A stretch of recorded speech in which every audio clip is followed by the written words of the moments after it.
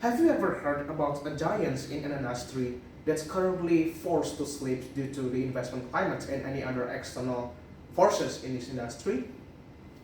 My name is Christofel Thio. I'm the analyst in charge for SIDO, and currently they sit at the price of 364, and they have a potential upside of 6-7% into 609 of target prices.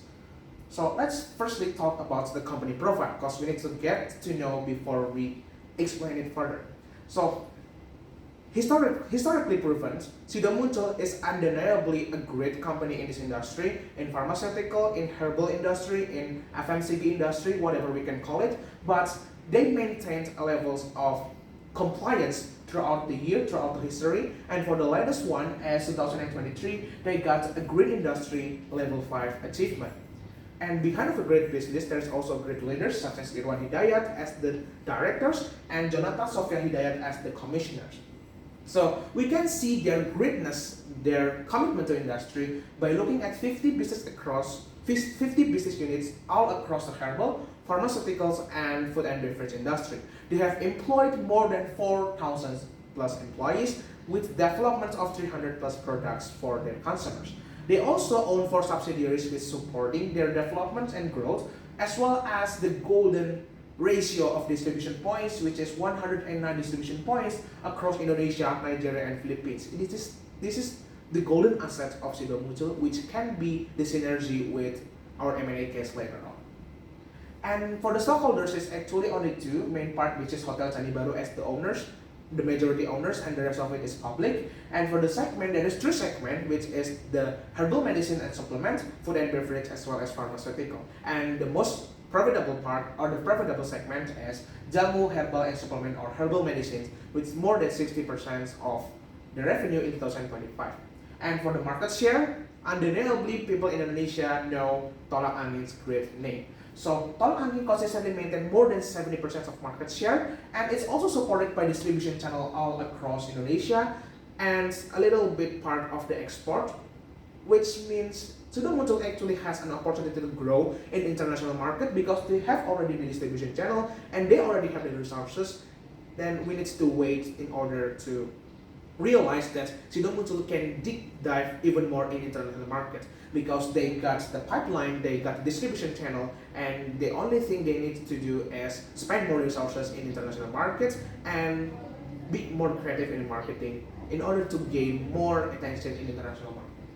And for the economy and industry, or macroeconomics and industry analysis, we can start with the fact that currently Indonesia has a severe market crash, or a catastrophic market crash. It's an external forces, and yeah, it's maybe part of political process, but we'll not talk about it here, because actually, like our finance ministry, Pak Purbaya, said that the fundamentals is still there, because the GDP growth is actually a decent and great number come from International Monetary Fund. And for the inflation and BI rate, it's not really affecting SIDO that much because they got low level of debt, but still it is a conducive numbers for SIDO to growth. And the main part here is more than 50% of our GDP come from household consumptions, and this is where SIDO plays. And also, Indonesia has a high level of self-medications. When people feel sick, they say, I am masuk angin. And what's the answer to masuk angin? Exactly, and there's where SIDO also plays. And the global context is even more promising, because we can see the Asia Pacific, the region of Indonesia stays, is consuming more than 53% of market share, as well as the growing global herbal market. All of them continuously supporting the thesis of growth of SIDO. And let's talk about the competitiveness, because they got low level competitiveness of new entrants due to high level of barriers of entry, such as the certification, halal certification, BPOM, and high technology requirements. But they face a high level of threats in competitive substitutes, as well as buyer power, because their product can be substituted or can be substituted by any other herbal product, as well as pharmaceutical company that utilize the chemicals. So basically, they got low new entrance threats, but their competitiveness is still high, and this is where SIDO needs to maintain its value.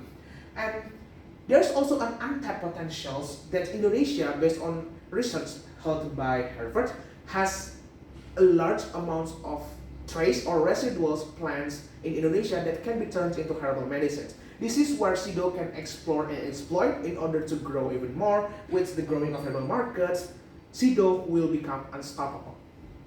So let's talk about the financial analysis here because the numbers tells more.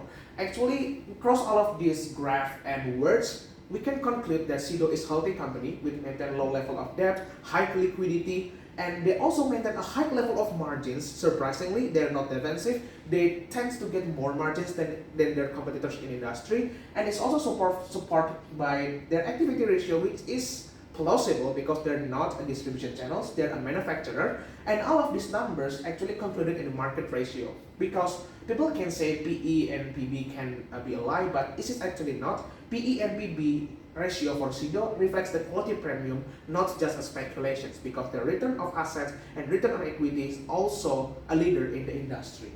So let's talk about the valuations because we cannot really know the value of a company without valuations. And I have decided to use two different models. The first one is discounted cash flow, the second one is discounted dividend model, and the last one is relative valuations. And throughout all of the analysis here, which is been provided in the report for the more comprehensive details, the three models agree that SIDO is severely currently underpriced and fundamentally mispriced relative to its intrinsic value of 600 to 660.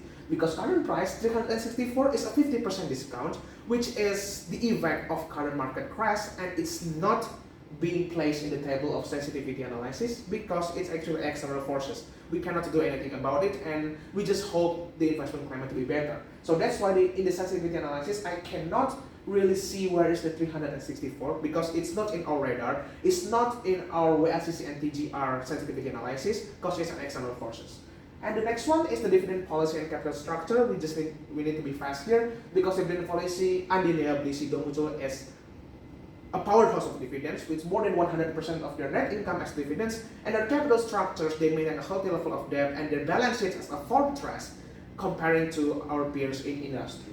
So the next one is the real option valuations. We can see here that real option value of SIDO is confirming the discounted cash flow and any other model of valuations.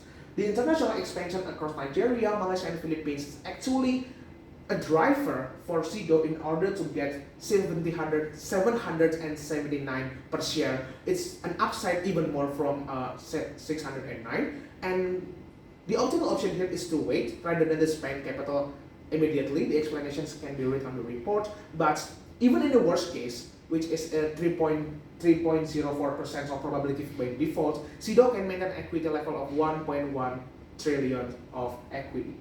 So for the merger and acquisition case, we can see there is a company that can be matched with SIDO synergy, which is MRAT or Mustika Ratu. They got consumer goods and wellness and spa segments, and they got a lot of affiliates, which will be a great synergy with SIDO muncul. So let's see in the data here, you can read or you can see the graph, but actually against peer like Unilever and Kino, MRAT's gross margin is respectable, but still EBITDA margin and net margin is still low because they reflect the cost of running a standalone distribution infrastructure.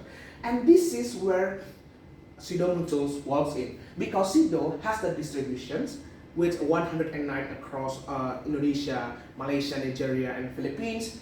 MRAT has the brand. So this is a great synergy because we can provide the distribution channel and they becoming our brands. So the acquisition is a structural fix. Their structural cost of 25% can be vanished if they plug into our SIDO's outlet networks and distribution channels.